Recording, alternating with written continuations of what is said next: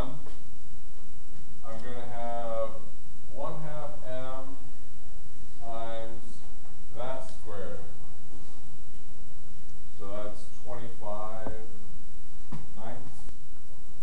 And divide it by half to get half of it. So you end up with, yeah, so 25/18.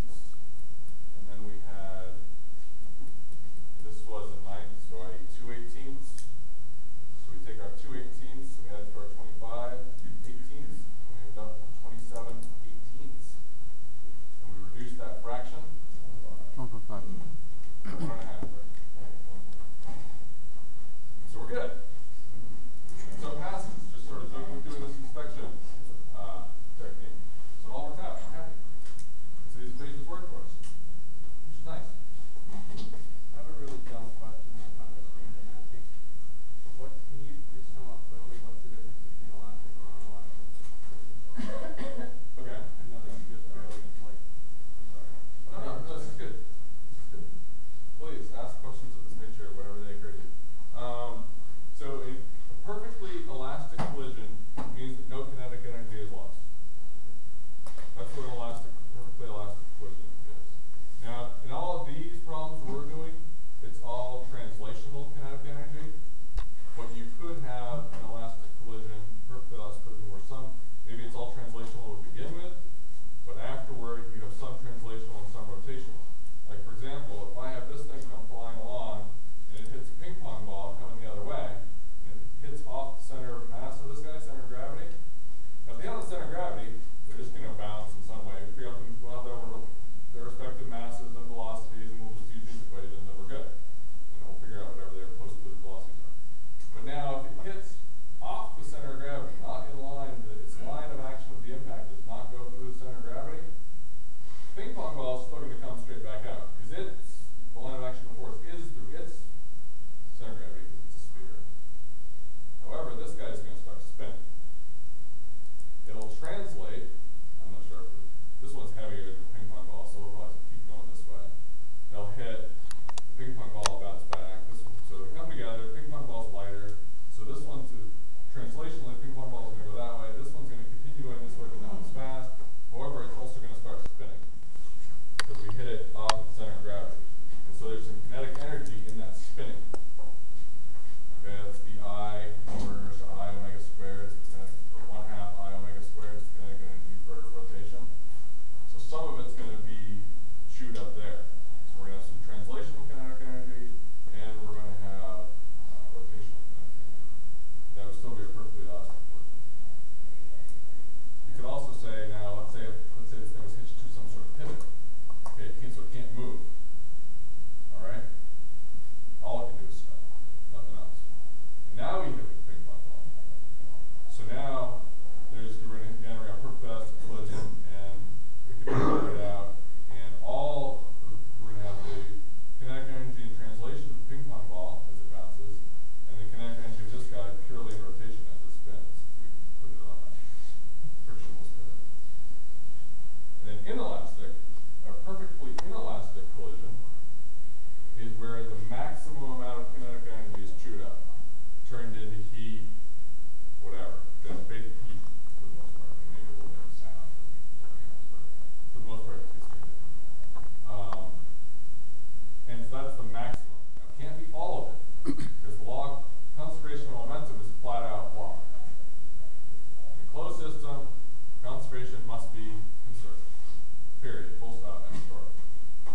At least at non-relativistic speeds. If you get near the speed of light, Einstein comes into the game, and classic Newtonian physics goes out the window, and we're not going anywhere near there, so we don't have to worry about it. Okay? That's what you talk about, sort of classic Newtonian physics versus kind of Relative physics? yeah, basically relative. What's that? So inelastic would be like 2 lengths of light. Well, inelastic is 2 lengths of light. And so I say you're in a perfectly inelastic collision, you're chewing up the maximum amount of kinetic energy, which is not all of it. Because if I have my 2 lengths of play like here, well, let's see, I have the other one where I have the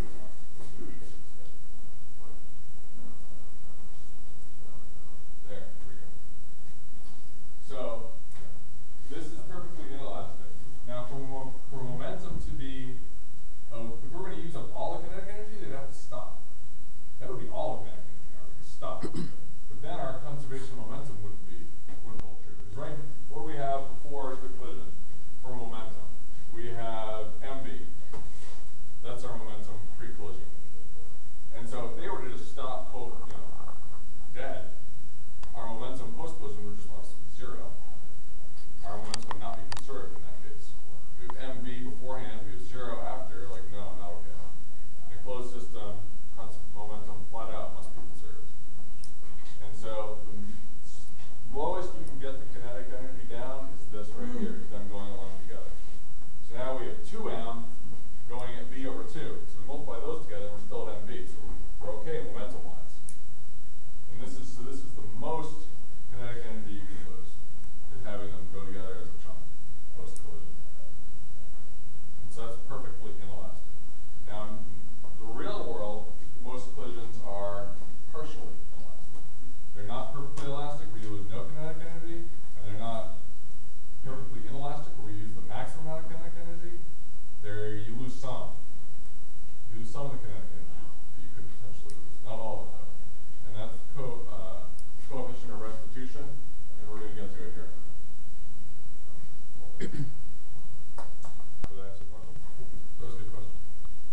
Careful. It was a good one. It was a good question. Did anybody else find the answer useful? Yes. All right, that was a good question. Thanks for asking. Okay, so I'm going to turn this off for a moment. And yeah, so Isaac was asking about the properties that I talked about before. So yes, we can use those. So we have, I just want to sort of confirm that those are true, essentially, given our values that we calculated for V1 and V2. So before I gave you the property that V1 plus U1 equals U2 plus V2. And so now we can just drop in our values and see if this works out for us. So we have V1 is right here. So we have negative 3.33, and I'm going to drop these today so you can't handwrite 2 per second at the same time. They're all the same ones. All right, so you're just going to have to forgive me on that one. So we have V1 plus U1, which is right there, is 10. And that's supposed to equal U2, which is negative 10, plus V2, which was 16.66.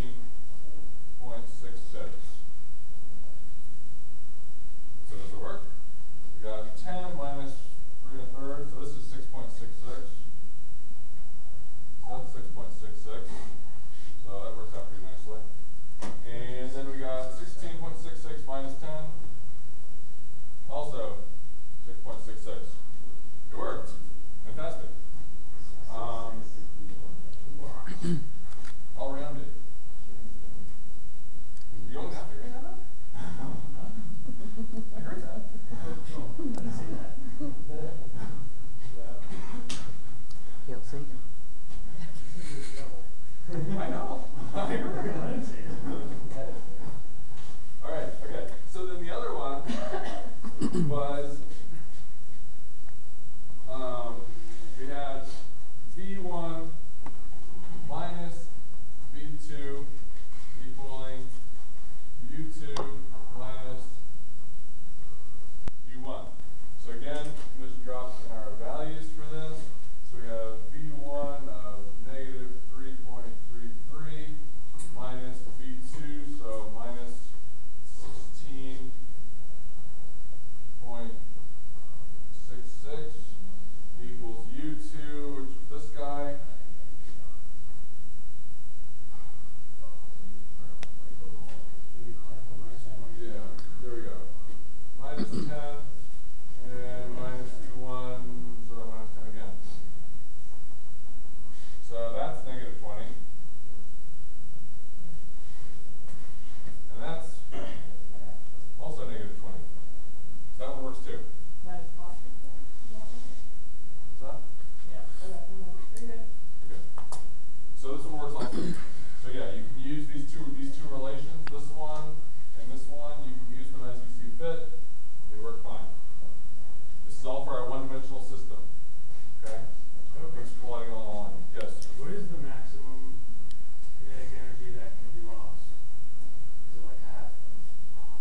it's not gonna be it's gonna depend.